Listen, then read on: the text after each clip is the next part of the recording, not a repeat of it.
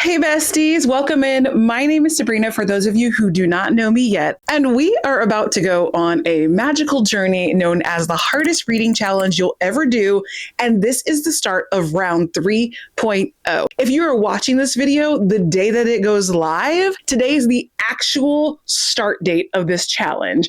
I am so excited, you guys. I did round 2.0 and I had so much fun, and I'm really trying to take it to the next level for round 3.0. And I think a lot of you are planning to come along with me. In fact, we recently surpassed 1,000 subscribers here, and I'm pretty sure HRCYED is the reason. I will take that. So with today being the very first day that we can start reading for HRCYED, I clearly don't have like a reading vlog for you or anything like that. But I thought what would be super exciting was if I just completely decimated all of my bookshelves and pulled out every single book that I own that could fit for 5 of the different prompts. That being color in the title, number in the title, familial terms in the title, elements in the title, which is supposed to be 4, but I started counting weird, so I can't hold up 4 fingers. There we go. Let's just do it like that. Okay, let's be normal. And then the 5th one is food on the cover. So when I say I tore up my shelves, I mean they are in absolute disarray, but that's okay. We're going to have fun with it. Anyway, I will say most of these books are unread because she's got an entire library of unread books here. But I do also have some that I've already read and that I've decided to keep. I have deemed them worthy of keeping on my shelves. Okay, let's talk about books that have familial terms in their title. So that's father, sister, mother, brother, husband, things like that. We have The Husbands, which is actually on my current TBR, so I will be reading this one very, very soon. The Startup Wife, The Mad Wife, and Such a Good Wife. Maybe I was going through a wife phase. I don't know. We have The School for Good Mothers, Daddy Issues, Parents Weekend. Now, this one might be a little bit of a stretch, but I have a feeling you can count this one. The Keeper of Lost Children. And I've got an entire series for you from Tony Adeyemi. The first book is The Children of Blood and Bone. And then we have The Children of Virtue and Vengeance and The Children of Anguish and Anarchy. So obviously you only need one of these, but it's a whole series. And so why not have a good time with it? We have Daughter of the Empire. This is my husband's book, but I mean, he goes so hard in the paint for Raymond Feist. So it's got to be good, right? Listen to Your Sister, Sisters in the Wind, Native Son, Books Falling Behind Me. I told you I tore these shelves up, so nothing is stable at the moment. And Sons of Darkness. Now, in HRCYED, you have the opportunity to win prizes, and the prizes will assist you in counting books that don't exactly count towards the challenge, but because you have them, you read them, and you want to count them anyway. One of those that you can earn is the good enough or the close enough book. So if you read a book that's close enough to what it was supposed to be, you can count that if you have earned that prize. So I pulled a couple of books in each of the categories that will count as a close enough book. I have 2 that simply have the word family in them, and they're actually both by Lisa Jewell. So there's The Family Upstairs. No, I'm holding up the wrong book. This is The Family Remains. This one is The Family Upstairs. Anyway, those both have the word family in them. And so, I mean, close enough, right? In a similar vein, we have Kin by Tayari Jones. Now, everybody's talking about this book. Kin is definitely family. And I mean, close enough. You might actually even find that this is allowed to count, but I think it's close enough either way. So there we go. All right, let's get elemental. I think I'm hilarious. Anyway, so the periodic table of elements is a tricky one because there are actually not that many books with different elements. Now we need 5 of them. I think that anybody would have a fairly easy time finding silver. I did on my shelves. So I've got Silver Elite, Quicksilver. My husband helped me organize these books for this video because it was a lot. And I see he's also found another one of his. And this is A Talon of the Silver Hawk by Raymond Feist. And then Silver Cloak. And like, I really need to get to reading these books. Like there are like 3 of those that I'm like, I need to read that right freaking now. Okay, a couple more that are pretty easy to find would be iron. Everybody knows fourth wing, which counts for your number 4, but then there's iron flame right after that. So you might as well just go ahead and read them both, right? There is also City of Iron and Ivy. I feel like gold is another one that's kind of easy to come by, especially in like the fantasy realm. So we have Woven by Gold, which is book 2 in the Beast of Briar series. These are chunky books, but if you're into it, you're into it. And I really want to get into this series. So this is number 2. And I'm like, yes, queen. Then there's a book that I'm certain only I own. This was a little bit of a joke from my husband at Christmas time. But this one is called Mercury Striking. And I'm going to read it. So this one's going to count for me, friends. You could probably find that at like Dollar General or something. No shade, no shade. The book just looks really ridiculous is all. And then I've also got Demon Copperhead for copper. But speaking of copper, you could get into the Daevabad trilogy, which features the Kingdom of Copper and the Empire of Gold. But let's say you have not read the first book, which is The City of Brass. Now, friends, I've seen a couple people making this mistake already. Brass is not an element on the periodic table. It's a combination of zinc and copper. Is that right? I think so. But remember I talked about those prizes you could get for doing side quests, for doing extra prompts? Well, one of those allows you to combine elements on the periodic table and use whatever they make. So if you get that prize, you could read City of Brass and count brass, and then you could read this gargantuan series in its totality. I think I'm going to go for that because I do have City of Brass on my 26 and 26, so I need to read it anyway, so I need to go ahead and make sure that I get that prompt prize as well. I do have 2 honorable mentions that are close enough books. And that is because both of these have the periodic table of elements on the cover, just not anywhere in the title. And so we have the Escape Game. You can see right there. That is the periodic table of elements right there. And then I think this is probably the most well-known, almost good enough book. We have Lessons in Chemistry. And I feel like I've seen 4 different versions of this cover, and they all have the periodic element on the cover itself. So those are the elemental books that I have to offer you. All right, let's talk about food, which is honestly my favorite one. So this is going to be for your food pyramid prompt. I'm a little bit upset that I do not have a single book that has cheese on the cover. Cheese is my favorite food group. Anyway, you're not going to be getting a well-rounded diet here because there is no cheese. But starting off strong in the protein section, I have something called Politically Correct Bedtime Stories. And they do have drinks on the cover here, but they also have pigs. I'm counting this in the protein because we have enough books with drinks on the cover as it is. The only other thing I could find for protein, believe it or not, was A Radical Act of Free Magic, and it has octopus on the bottom. So all my seafood lovers, here you go. I can't even eat seafood, so it sounds like I'm going to be having pigs. Moving right along to our vegetable category, I also didn't really have too many of these. I work in the food industry, so this is very perplexing to me. However, like I even looked through my nonfiction workbooks and was like, there's nothing here. So anyway, I have used my imagination very well. We have the Emily Wilde series. Yes, this is the Emily Wilde series. Now, I will say this is the UK version of these. I don't actually know what's on the American version of them. However, if you have them or if you have access to them, these have mushrooms on them. And so I'm counting mushrooms, even though it's a fungi, counting it as a vegetable. Where I'm from, where I work, we would count it as a vegetable. So that's what we're going to do. Yeah, see, this one's got mushrooms on it. I think, did one of them have acorns on it too? Oh yeah, see, this one has acorns on it too. So you have some options here. And then the third one, oh, hold on. Okay, so is this too much of a stretch? I don't think it is. This one actually has a snail on it. People be eating snails. That's a protein. I'm taking that as a protein hit. So if you read the 3 Emily Wilde books, you have acorns for nuts. Is that one of the categories? You have acorns for nuts, you have snails for protein, and you have mushrooms, which are basically a vegetable.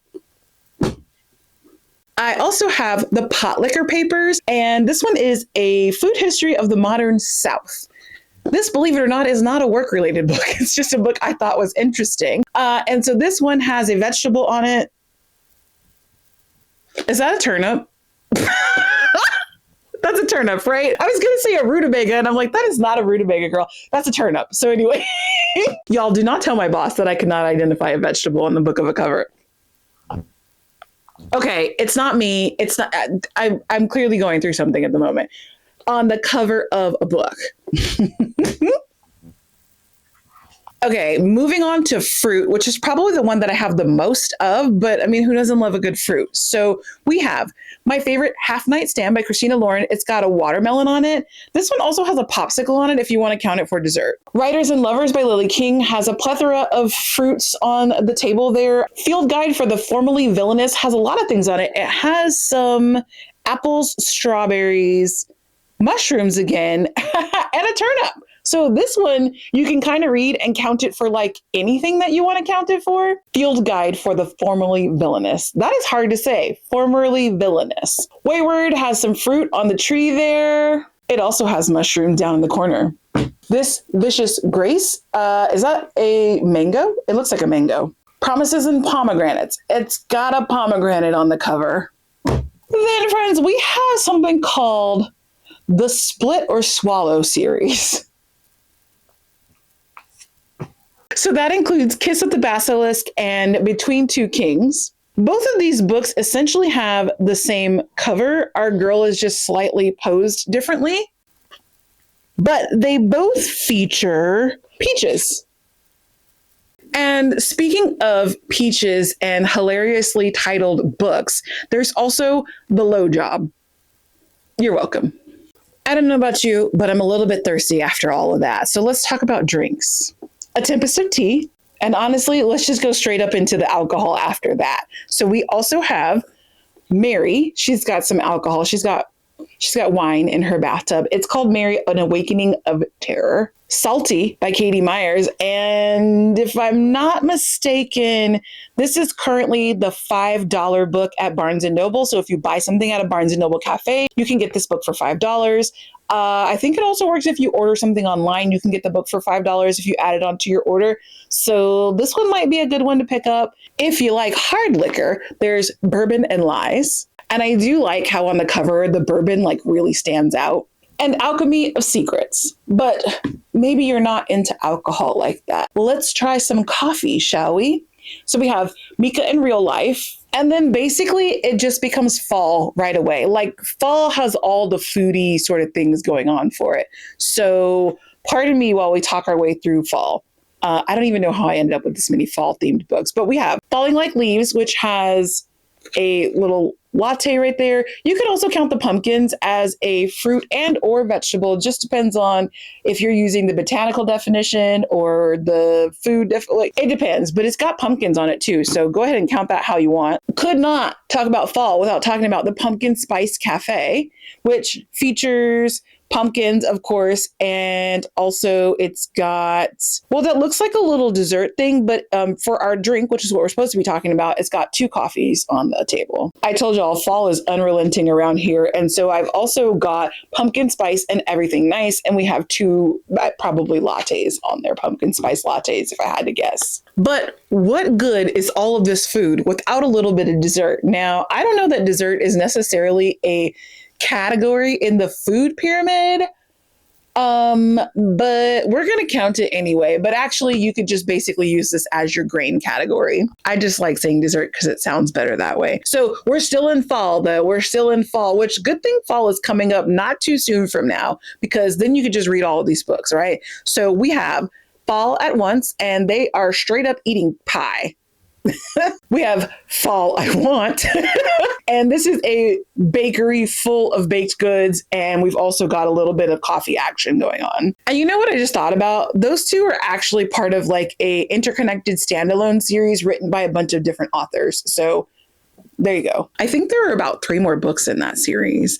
Anyway, moving out of fall, now we can go to Christmas, and we have the Gingerbread Bakery, which this is a bakery, y'all. So if you look into that bakery window, you can see all kinds of baked goods in there. We also have the Christmas Tree Farm. Can you tell that I just love a holiday read? Like if it's a holiday book, I'm probably going to pick it up. But anyway, the Christmas Tree Farm, there is those look like cinnamon rolls, and then like a pot of tea right there on the table. We have Bookshops and Bone Dust, and this one has a scone right there. Speaking of scones, we have The Secret Book and Scone Society by Ellery Adams. This is a local author to me, but we have a plate full of scones. And last, but certainly not the least, and this one actually looks the most delicious and the most legit, we have This Is Not About Us, and it is just a plate full of cake.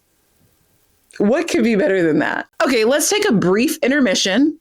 And let's look at those books that I've already read. And I can tell you hands down, you have to read them at some point in your life. So you might as well read them now. Okay, I'm just going to rapid fire these because we will be here all day long if we talk about any of these books in any great depth. So we have, in the familial terms, we have Dreams from My Father by Barack Obama. I read this one such a very, very long time ago, and I still can recommend it. We have one that I think would be mostly like an honorable mention, but that is Step Monster. This one I think is close enough. This is definitely meant to mean stepmother.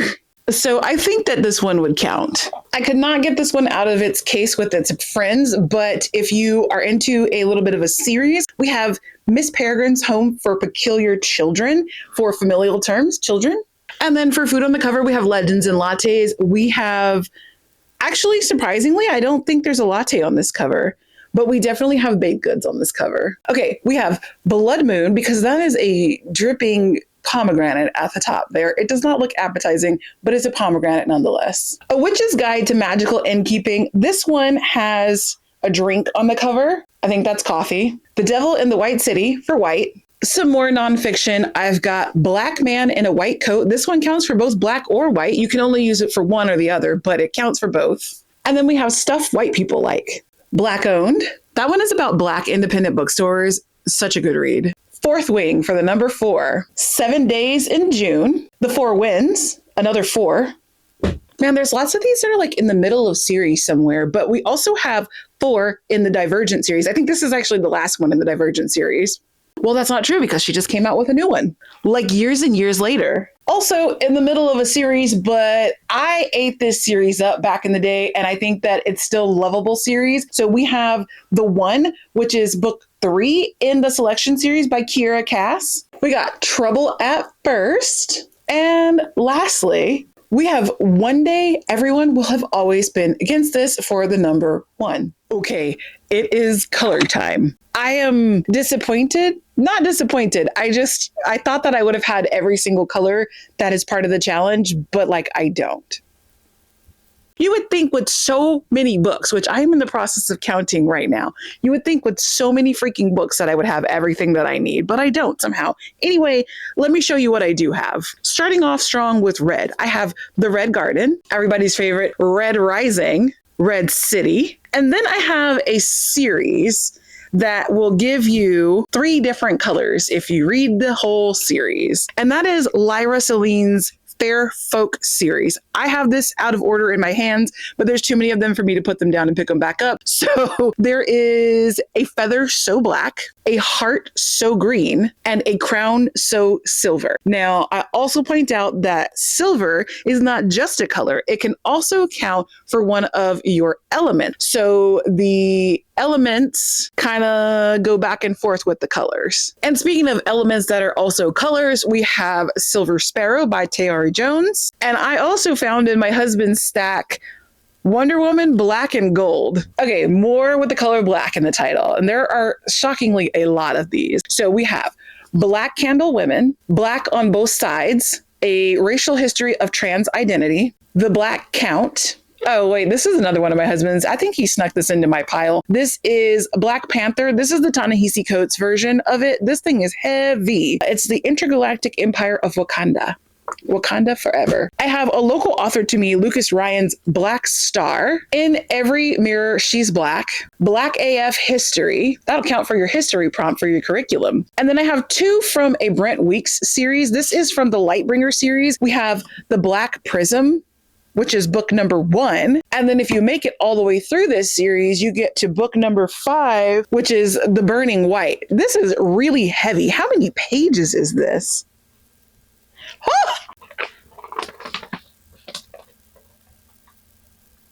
988 pages, and it's book number 5. You have to commit your life to reading this series. I'm talking like I'm not the owner of these books. So then we have The White Octopus Hotel. Can you see that? It's very shiny. And Demon in White by Christopher Ruocchio. This is book number 3 in the Sun Eater series. If you're thinking about starting the Sun Eater series, do it. It's really, really good. I got The Blueprint. It's the best I could do for blue. The Scent of Oranges, which is a color, but also you can count this in the fruit. I brought it over here because wait till you see what other option I have for orange. The Priory of the Orange Tree. It's on my 26 and 26, so I'm probably going to be reading this one. I'm just making a face because for yellow, I have The Yellow Wife, and I have one more green one, which is Green Teeth. Now, I told you all about the ones where you could earn a prize and then count books that are close enough. Purple is one of the colors that I just do not have anything for, but I do have the Violet Hour. And I mean, violet is a purple, so that is close enough to me. So I really need to make sure that I earn that prompt reward because I don't know what else I'm going to use for purple. And I also do not have a single book with the color pink in the title. All right, friends, we've got to talk about numbers in titles. There are a lot of books on the floor in front of me, like just off camera. And I'm like, why are there so many of these? Why do everyone put numbers in their titles? Why aren't we putting pink and purple in our title? Okay, anyway. So in the number category, I'm going to start with my like non-traditional. So for this one, you have to get the numbers 1 through 10. And I'm like, I don't think I have every number 1 through 10, but let's see how close we can get. So some that are not exactly the numbers 1 through 10, but you do have to get you have to get 1 through 10 plus an 11th book that has literally any other number in it. So these can count for the literally any other number. We have 11, 22, 63. You could consider that all to be one number, or you could take the 11, the 22, and the 63, whatever you want to do. Baby, Stephen King is here for you. 640 to Montreal. I would argue that you could use the 6 by itself, but you could also just use 640. Half His Age. Okay, listen, I'm going to tell you guys this because we're in the numbers category. I cohabitate with an actual mathematician and statistician, okay? You know the joke where someone's like, I'm no mathematician, but this has happened to us in real life before, and my husband chimed in with, well, I am, so let me help you. That's irrelevant, but he said half is a number, so we're gonna count Half His Age as a number book. Argue with him, not me. I'll tag him in the comments for you so you can argue with him if you disagree. And so in that vein, we also have Half City. I'm not tagging him. You can't argue with him. That's my man. We have First Time Caller, One for My Enemy. And Qwerty has clarified you can use ordinal numbers. One Summer in Miami, One Golden Summer. And then there's Beloved series, The Shepherd King, with One Dark Window and Two Twisted Crowns. That's an easy knockout for 1, 2 right there. But more twos, I have The Book of Two Ways by Jodi Picoult, The Two of Swords, Two Can Play, The Third Rule of Time Travel, The Executioner's 3, 3 Days in June. We also had 7 Days in June on my already read shelf. Lots of days in June. The Devil 3 Times, which if you've been around my channel before, you know that that is the book that I'll be reading for the number 3, okay? Okay. There's a story there. I don't have time to tell it. Similarly, we have humble pie. Now, this is how the argument about the numbers in the book started when we were talking about half, because I said humble pie belongs in the pile of books that are just any other random number, but he put it in between 3 and 4. He's got a PhD in math. What am I supposed to do about it? All Fours. Oh, that's my only 4. 5 First Chances. 5 Ways to Forgiveness by Ursula K. Le Guin. In 5 Years. The 5th Season. The Atlas 6. 6 of Crows, which I have still not read. 6 Days in Bombay. The 7th Son. The 7.5 Deaths of Evelyn Hardcastle. I apparently have nothing for the number 8. Embarrassing. But I do have Gideon the Ninth House, The 10-Year Affair, The 10,000 Doors of January, which you could either use 10 or you could call it 10,000. How to Defeat a Demon King in 10 Easy Steps.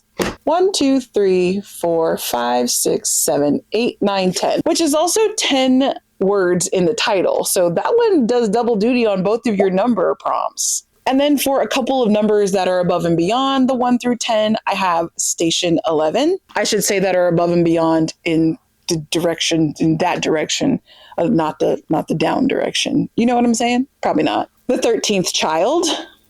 I need a back brace to lift these. I've got Binding and Keeping 13. The Girls at 17 Swan Street.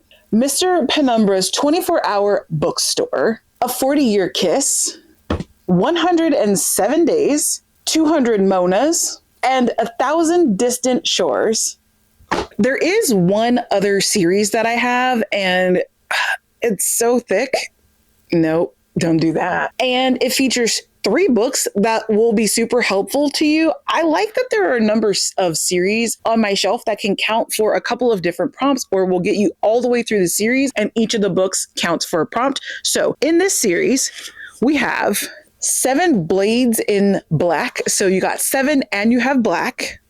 10 Arrows of Iron. So you have the number 10 and you have iron. And we have 3 Axes to Fall. So, I mean, that series right there gets you a couple of different prompts on the HRCYED board. Okay, friends, that's it. Those are all the books that I have for you today that will fit into those 5 different categories within HRCYED. Obviously, there are still 20 other squares on the HRCYED board. I will have recommendations for you guys throughout the year as we go through the challenge together, but I wanted to start us off with a nice, easy recommendation video so you can get your wheels turning. So I'm curious if any of these books show up on your shelves, if any of them maybe piqued your interest because it's like a series that gives you a lot of hits on the HRCYED board, or if it's something that you're like, oh, that was pretty, I want to buy that and read it. I am also curious, as I noticed that I have nothing with the word pink in it. I technically don't have anything with the word purple in it. And I also do not have a book with a number 8. What are you guys reading for those? I think I have an idea for purple, but I have no idea what to do for pink and no idea what to do for the number 8. Apparently nobody's writing books with a number 8 in them. So let your girl know down in the comments what you're reading for those. And if you would not mind, while you're doing that, or before you do that, on your way to doing that, hit the like button, hit the subscribe button, and then I will see you all in the very next video.